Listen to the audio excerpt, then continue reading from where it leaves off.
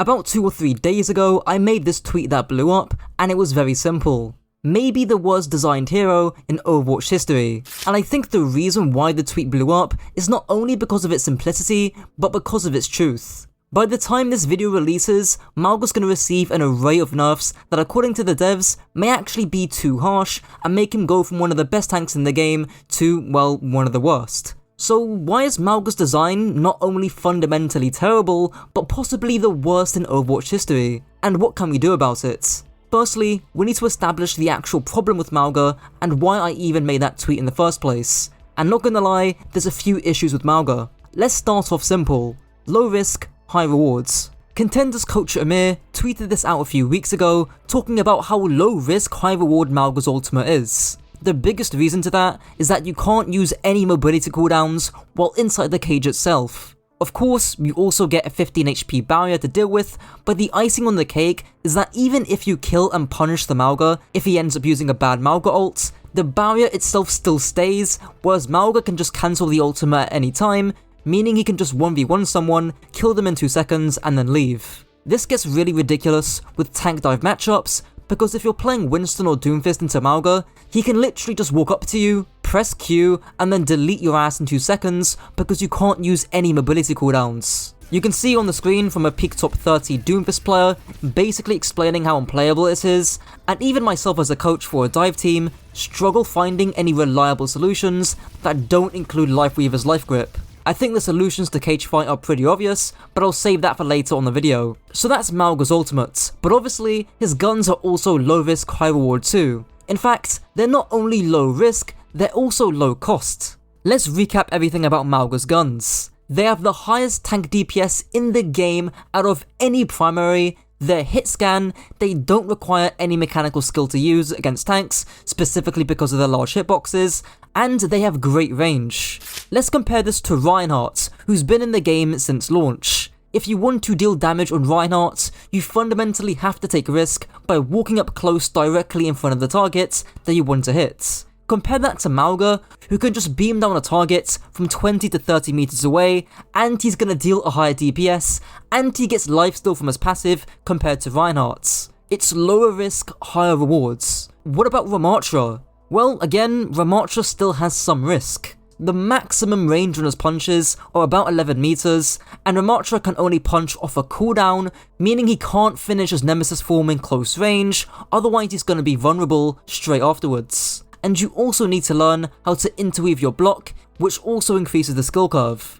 Mauga has almost none of this nuance in his kits, but more importantly, even if he did, because of the risk to reward ratio, you wouldn't need to learn it. Pressing M1, then pressing M2 from 20 meters away will get you 90% of the value on the hero. And also, Cardiac Overdrive is stupid in terms of its risk rewards. It actively rewards you for doing the less risky, much more easier task of just shooting the tanks like an absolute bot. And if you're in a Mauga mirror and you decide to not shoot at him, but he decides to shoot at you, you are actively getting punished because he's farming HP and overhealth off your massive hitbox, whereas you're not doing the same on his. It's ridiculous. It forces you into this boring shoot the tank playstyle because if you don't, you die. The second issue with Mauga is the lack of identity.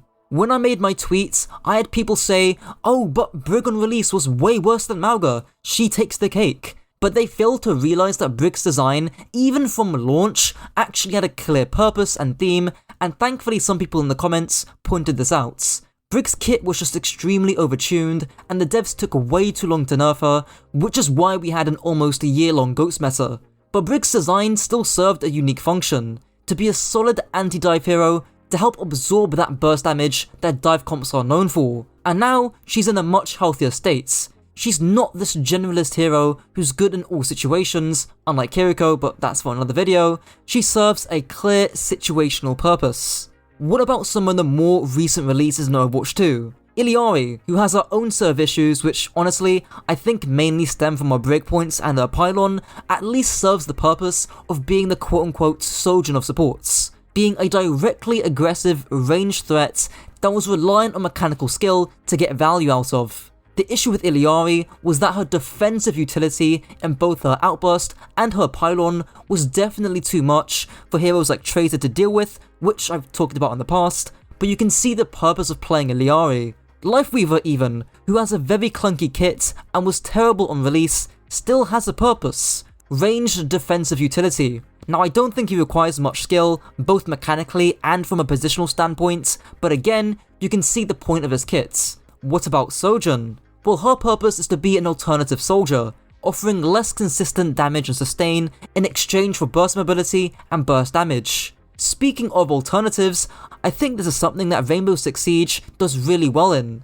They'll have operators like Thatcher and Kali, or Jaeger and Wamai, or Goyo and Smoke, who fundamentally serve the same purpose, but do it in different ways and have their different strengths and weaknesses that make them better or worse than each other in certain situations. Again, Overwatch did this pretty well on Ramattra. His purpose is to be a cyclical alternative to Reinhardt's, having more range and potentially higher brawl power in exchange for that brawl power being locked onto a cooldown and having less overall utility due to the lack of a constant shield and the lack of mobility in a pin. I could keep doing this for days, but ultimately, my point is that I don't know what the purpose, design, or theme of Mauga is really about. Is it literally just walk forward and murder the enemy tank? Is that really the gameplay loop we're going for here, Team 4? This is a point that I raised underneath my tweets, that Mauga has extreme strengths and weaknesses. In other words, he's very strong in some situations, but very weak in others. On maps like Lijiang, for example, he's incredibly strong because there's tons of cover and not too many deep flanks, meaning he can just go burr with his miniguns and shred down the other tank. However, on more open maps with tons of high grounds, it becomes a lot harder to play Mauga. At least on Reinhardt's, you have your pin to clear high grounds, or on Queen, you can knife people off the high ground, or on Sigma, you can shield off those high ground threats. But on Mauga, you have none of that. And this leads me on to the last part of the video, the solutions. Let's start off easy and just quickly fix cage fights. Firstly, allow mobility cooldowns and mobility ultimates, like Meteor Strike, to be used inside the cage fights. You wouldn't be able to escape it, but you would be able to move around and dodge and juke. Maybe add a movement speed reduction to compensate. Secondly, Mauga himself cannot cancel the cage when deployed, and when he dies, the cage fight immediately dissipates. And lastly, we could even give cage fight a dedicated, specific cast time similar to Reinhardt Shatter, so there is a chance of outplaying it if you're skilled enough. These changes should still keep cage fight a high reward ultimate, but also ensures the Mauga has to take some risk before using it, and he actually needs to carefully think about how he wants to use his cage fights. Now what about Mauga's purpose? Why should you play Mauga? Well, I have a great idea actually. This was supposed to be mainly for Roadhog, but he's already got a rework, and you guys can let me know your thoughts on how Mauga should be reworked down below. In my opinion, I think Mauga's purpose, or unique selling points, or USP, should be as a defensive, peel-oriented, almost anti-dive ground tank. I don't want to get ahead of myself, but the philosophy behind this would be increasing Mauga's utility in his cardiac overdrive, but in exchange, you decrease his overall damage done by his miniguns. Your cardiac overdrive might function in a similar way to how Hog's Breather once was in that experimental card that you're seeing on screen. It would entail a larger AoE radius, and when you're in the radius itself, debuffs like Nade or EMP last half or 2/3 of long if you're in that cardiac overdrive radius. Again, stuff like EMP and Nade are very powerful cooldowns in dive, so again, this gives Mauga that purpose to play against. Not to mention, this would make Nade a lot less frustrating to play against. You could also get a flat healing per second if you're in the radius, which would then fix the brain dead tank farming, which is actively encouraged by the ability. To compensate for this increase in utility, Mauga's miniguns would also have their damage drastically nerfed to be brought in line similar to Ramattra and Reinhardt's, and you would also have the crit damage multiplier only be 1.5 times instead of the full 2x, similar to Illari. I will say though, give him a quicker reload because 2 seconds is painful. As for Mauga's overrun, I actually think it should be kept as is. This would give Mauga some flexibility in terms of his playstyles instead of permanently sitting on top of his backline. That is boring play. And there you go. Now Mauga actually has an identity in the tank role.